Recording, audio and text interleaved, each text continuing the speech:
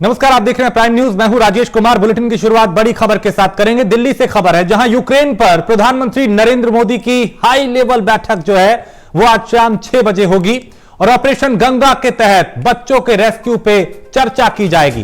क्योंकि यूक्रेन में हजारों बच्चे अब भी भारत के फंसे हुए हैं, जिनको निकालने की जद्दोजहद जारी है। आज शाम 6 बजे प्रधानमंत्री नरेंद्र मोदी इसको लेकर एक हाई लेवल बैठक करेंगे। ऑपरेशन गंगा के तहत बच्चों की रेस्क्यू पे चर्चा होगी, रणनीति बनाई जाएगी कि कैसे और बेहतर तरीके से और तेजी से वहां बचे छात्रों को निकाला जा सकता है, क्योंकि यूक्रेन पर हमला रूस का तेज होता जा रहा है। दिल्ली से पंकज वानखेड़े हमारे संवाददाता। पंकज, शाम 6 बजे एक हाई लेवल बैठक, क्या कुछ जानकारी? बिल्कुल, देखिए लगातार जिस तरह से प्रधानमंत्री मोदी जब से घटना हुई 25 तारीख से लगातार प्रधानमंत्री तमाम अधिकारियों और मंत्रियों के साथ लगातार बैठक कर रहे हैं। इसी दिशा में गंगा ऑपरेशन चालू किया और तमाम बच्चों को लाने के लिए सबसे प्राथमिकता दी गई है कि सबसे पहले बच्चों को पहले भारत लाया जाए, उसके बाद आगे की रणनीति तय की जाए। इसी सिलसिले में आज फिर शाम को 6 बजे भारत के प्रधानमंत्री नरेंद्र मोदी बैठक कर रहे हैं तमाम अधिकारियों के साथ। विदेश सचिव मौजूद होंगे वहां पे और तमाम जो मंत्री है विदेश मंत्री होंगे, इसके अलावा रक्षा मंत्री होंगे, तमाम बड़े मंत्री होंगे और ये तय किया जाएगा कि इस चीज को और कितनी बड़ी तेजी दी जाए। क्योंकि लगातार आपने देखा C-17 जो भारतीय सेना का विमान है उसको भी भेजा गया है राहत सामग्री के साथ और वहां से करीबन 500 बच्चे एक विमान से लाए जा सकते हैं।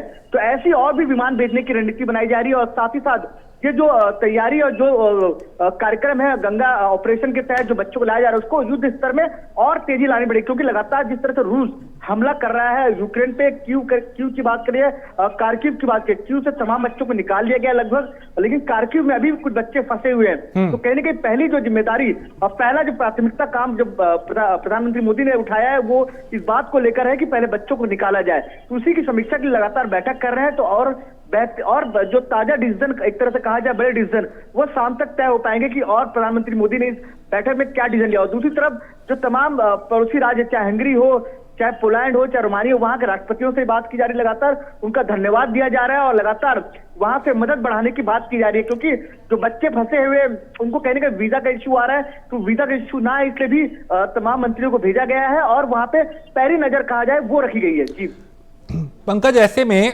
देखा यह जा रहा है कि जो रूस है उसका हमला जो है यूक्रेन पे वो काफी तेज होता जा रहा है और अब लगातार मिसाइलों से, रॉकेट से हमले किए जा रहे हैं। ऐसे में ये जरूरी हो जाता है कि जल्द से जल्द इस ऑपरेशन को और सफल बनाया जाए ताकि एक एक बच्चे को सुरक्षित वहां से निकाला जाए। बिल्कुल बेशक, देखिए जिस तरह से लगातार यूक्रेन पे रूस ने हमला तेज कर दिया है, जो बाइडेन के ऐलान के बाद कि वो तमाम आर्थिक और सैन्य जो सामग्री है वो लगातार यूक्रेन को मुहैया कराई जाएगी और यूरोपियन देश ने भी कहा है कि हम लगातार, और नाटो ने भी कहा है कि हम समर्थन करेंगे। इस बात को लेकर रूस कहने के बौखलाया हुआ है इस बात को लेकर और लगातार हमले तेज कर रहा है। तो इस बात की आशंका है कि कहीं ऐसा ना हो कि रिहायशी एरिया में जो इक्का दुक्का जो फायरिंग हो रही है, इक्का दुक्का गोलीबाजी की जा रही है, वो बढ़ा ना दी जाए। इस बात को लेकर भारत को भी डर है, इसलिए भारत चाहता है कि वो तमाम जो बच्चे फंसे हुए उनको पहले प्राथमिकता से उनको तमाम लोगों को निकाला जाए और सब कुशल कम से कम उन तमाम जो देश है, जो करीबी देश है यूक्रेन के, चाहे पोलैंड हो, चाहे हंगरी हो, चाहे चेकोस्लोवाकिया हो, चाहे इसके अलावा और भी जो देश हो, वहां पर उन बच्चों को पहुंचाया जाए, वहां से उनको प्लेन के थ्रू रेस्क्यू करके भारत लाया जाए। तो ये जो रेस्क्यू है उसको, ऑपरेशन को और तेज करने के लिए ये समीक्षा बैठक की जा रही है और वहां रूस लगातार हमले कर रहे हैं। तो हमने भी आज तमाम उन छात्रों से बात की है, उन छात्रों का कहना है कि जो स्थिति है वो बड़ी भयानक है, बच्चों को कम से कम 3-3, 4-4 दिन तक लाइन में खड़े रहना पड़ रहा है। तो ऐसी स्थिति में कहीं ऐसा ना हो कि वो तमाम जो हमले हैं वो बॉर्डर की तरफ बढ़ जाए। तो अगर बॉर्डर की तरफ हमले बढ़ेंगे तो कहीं ना दिक्कत भारतीय छात्रों को भी होगी। जी बिल्कुल। अब पंकज, आप इस बैठक पर नजर बनाए रखिएगा। बहुत पंकज, आप मेरे साथ बने रहिए, क्योंकि जिस तरीके से ये मामला बना हुआ है वो वाकई चिंताजनक है। कुछ और खबरों पे आपसे अपडेट लेंगे पंकज फिलहाल, लेकिन यूक्रेन